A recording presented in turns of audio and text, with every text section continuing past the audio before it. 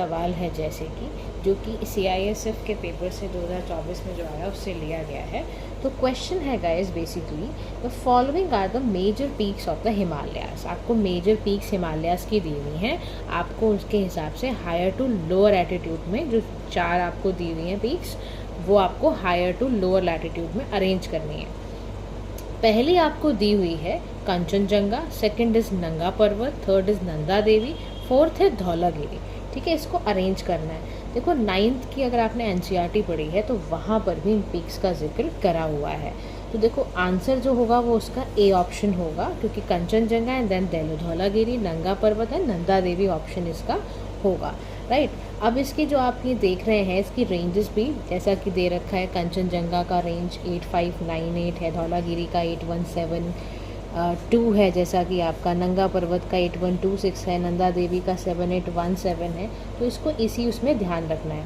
Height की भी accordingly, जैसे देखो अब कंचनजंगा जो है वो 3rd हाईएस्ट माउंटेन है वर्ल्ड का। ठीक है, नेपाल और सिक्किम के बीच में पड़ता है और ये ना बहुत ज़्यादा स्पेशल इसलिए है क्योंकि ये हाईएस्ट माउंटेन है और K2 है ना, तो it is once considered highest mountain until Mount Everest और K2 बाद में आए हैं। ऐसे ही जो नंगा पर्वत है आपका, उसका भी देखो आपने देखा है कि वो आपका 8126 मीटर्स है, 9th हाईएस्ट माउंटेन है। ये पाकिस्तान एडमिनिस्ट्रेट जो गिलगित बाल्टिस्तान रीजन है वहाँ पर ये होता है। इसको ना किलर माउंटेन भी कहते हैं क्योंकि जो इसका ना टेरेन है, एसेंट है, वो बहुत ज़्यादा डिफ़िकल्ट है।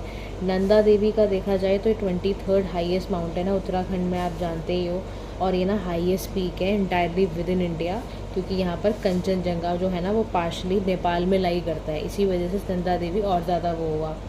अब धौलागिरी की बात करें तो ये 7th हाईएस्ट माउंटेन है, नेपाल में स्थित है, और ना ये वाइट माउंटेन्स कहा जाता है इन संस्कृत, क्योंकि यहाँ बहुत मैसिव साइज़ और बहुत आइसोलेशन है।